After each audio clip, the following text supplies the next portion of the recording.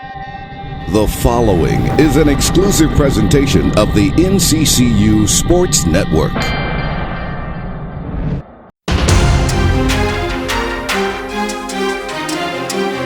It's met by this defender. It goes to Ferguson. He dumps it off down low. Ingram through traffic with two hands. That was something else there. Grab crossover dribble, comes off the screen, heads to the lane. Now here's Ferguson. Jumper inside the arc from the corner. That rattles. Tipped in by Jeremiah Ingram. And he collects two Bison on the way through. Oh, right. A wraparound pass to Holmes. 10 on the shot clock. Holmes pulls up from 9 feet. Cans it. Oh, you can make a living in the NBA if you can do that consistently. 8-2. Eagles up by 6. Howard in a 2-3 zone as Holmes is open in the corner. Spots for 3 in the corner in the pocket. Cannonballs North Carolina Central back in front, 14-13. Graf has it. He pulls for 3 straight away. Cash money. Wow, it's going to be like that all night long, huh? It's going to be, I told you, it's going to be an instant classic here. Back over to Stone. Stone drives, has the ball swapped away by Graf. Graf 3-on-2 fast break, goes to Madison, and he kisses it off the window for 2. Daniel with it on the left wing, trying to find an opening, has the ball stripped. Ingram with it, outlet pass to Ferguson. Ferguson up, double clutch jam, good. Holmes, skip pass to the left side to Graf, now Madison. Madison back to Holmes. Holmes, drop step, one dribble, steps between 2 defenders to the window, left side high and in. Yes, beautiful play, individual play right there. 46-40, Eagles by 6. Graf running the offense, goes to the left side to Holmes, now to Graf inside. Graf in the middle of the paint, that one drops. 13.25 to go. Ingram turns, faces up in the lane, pull up jumper, the bunny, and it gets a kind touch. Top of the arc, pulls up, goes to Ingram, right elbow, back outside. Graf, he's open for the tray, good! 16 points for DeJuan Graf. 53-46, Eagles lead. Collins now inbounds in front of the scorers table. Goes to Daniel, 5 seconds to go. Daniel, let's fly in the double clutch jumper. It's no, it falls through. God. With 1 second to go. Graf with the heat to win! And the streak is done. 71-69, Howard wins it. Obviously, we didn't do the necessary to finish a basketball game of this caliber. We didn't make significant plays at significant times. We didn't, they did. Hats off to them. Other than that, we just didn't execute down the stretch, and right now we're still way too immature. We have too many self-inflicted wounds. We're just our own worst enemy right now. We get up and we have unnecessary fouls. We're pushing people at half court for no reason. You know, we're letting the guy.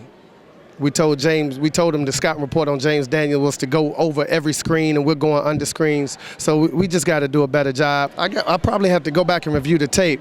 I thought the critical play, we had 7 seconds, and we were up 5, and Graf drove, and instead of shooting the basketball, he threw it away, and they got a layup, and that cut it to 3. And on the next one, 32 made a huge shot for them. You know, he hit a 3-point shot as well. And the last play, I thought we got to stop.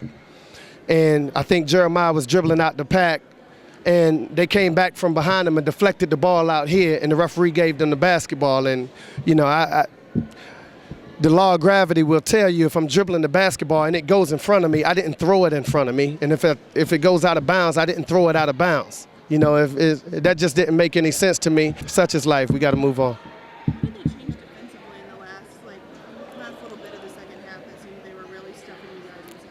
Yeah, we just were stagnant. You know, our execution was poor. We were walking to our spots. We didn't have the necessary ball movement that's required to, you know, be successful and achieve any type of success. So, you know, hats off to them. But, you know, we played that team several times, so we know the adjustments they're going to make. You know, it's a conference opponent, so no one is fooling anyone. You know, they got scouting reports, we got scouting reports. They made significant plays at significant times, and we didn't.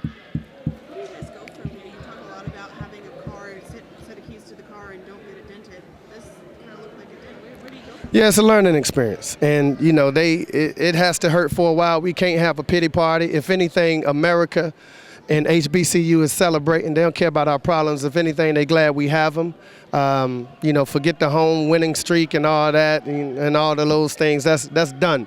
Now we got to come back and focus and work on building an identity for ourselves. And with that said, we just can't be a silly basketball team. We got to go on the road and even at home and be able to execute. Some of the things we're doing is just, it's self-inflicted wounds, and there's no other way to describe it, and it starts with me. Is this a point where there's any pressure relief from your team that this loss happens, or can this be a major crossroads in your season?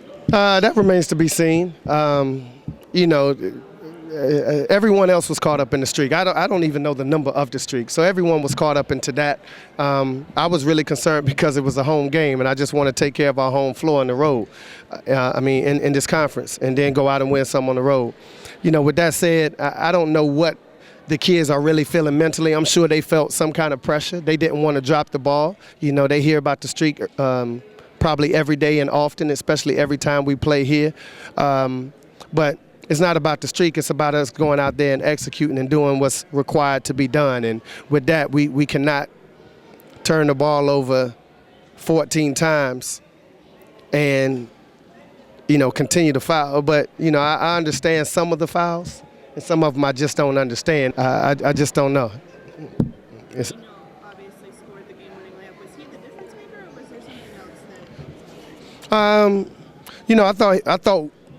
He's good enough, so he don't need any help from us. And I think we helped him out early on by going under screens. Like, we look like a basketball team that's never been coached before. And after that second half, we started going over screens. And we did a decent job on him in the second half. But, he's a kid where, he's a great basketball player, and he's leading the nation in scoring, and he showed you why tonight.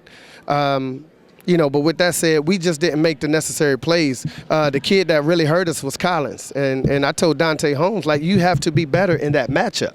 That kid scored 18, 19 points, and that's what we're lacking right now is leadership in terms of making splash plays when it's needed. When we're up 7 points, 8 points, and they're hanging around, I think it got up to 9 at one time, we got to put that basketball team away right then. But that shows we're immature, and we still have to grow from that. So it's some learning lessons in it. Coach, it's a road swing now as we go into this tournament. Marshall comes up next, and then Houston as we leave the nest for quite a while. How do you feel going forward? I got to go back and look at the tape. Moving forward, it's just going to be that. We have to come back. We got to be better. I thought our legs gave in a little bit tonight. I was trying to manage and preserve some legs, because of the exam week and the 3 games. I thought that caught up with us on a couple of free throws. But, we're no excuse basketball team, man. And, you guys know me. We're just going to come in here and grind and work it out. And, we're not concerned about external motivation or, letting this group down or that group down because, it's such as life. You got to look at your teammate, and that's the person that you can't let down, and let everything take care of itself. And right now we have too many self-inflicted wounds, and we're letting one another down. Still in a little shock about this game. We just got to do a better job at being more mature and putting teams away when the time is needed early. We could have put this team away multiple times early down the stretch and late in the game. We got to be smarter with the ball, be tougher with the ball, finish plays, and put teams away. What happened on that last possession where you got the steal? What kind of from your perspective? I got one of their players drove the ball, I believe it was 32, and I got a hand on it, and I stripped it away from him. And I started to initiate the break, and I think that same guy got a back tip on it, and it hit it to the scorer's table, but they seen otherwise, so they called the ball in the other direction. We can handle our business. We know how to execute, but everything that we do is a self-inflicted wound, and we have to obviously learn from this and just grow. How do you guys earn that respect? We just got to show up ready to play and not just win, but make statements. Is that something you feel like this team has kind of lacked so far this season, the ability to make statements? Not so much lack. We just we're just immature right now. It's a group of guys who are all not familiar with each other, and we're still learning more and more about each other every day. But it's not an excuse. We've all played basketball long enough to know, when late down the stretch when it's time to put teams away, and we just got to work to be a tougher team mentally and know when the time is right. Coach just talked a lot about how he gives you guys the keys to a car, with the win streak and the reputation that you guys have. Did you feel that pressure entering the season, and with the 38-game win streak and the 26-game win streak? What do you guys think about that? Of course, it's a little pressure, but I feel like if we go out and handle our business and execute the game plan and do what we're supposed to do and take care of our end, that we'll uphold that. And we fell short tonight in upholding our responsibility. Is that car wrecked irreparably tonight, or is there still hope to get it in the body shop and get it fixed? This can all be turned around, but we gotta learn from this and grow. It's not the end of the year. It's not the end of the season. Luckily, it's still early in the season, and we have a lot of time to improve and grow. But we're just looking forward to going back to the drawing board and coming here tomorrow and just get better from this. All right, so you head on the road next. It's a long trip away from home, 4 games. How do you feel as we start this trip? I think we're starting to see glimpses that we can be a really good team. We just got to take it one game at a time and just try to get better with every practice and every game ahead. But I feel like with this road trip, we're going to do a lot of things. We're going to try to change a lot of things that we do and do a better job at a lot of things. But we can do a lot of growing from this and come back next year and really, be a really good team in this conference.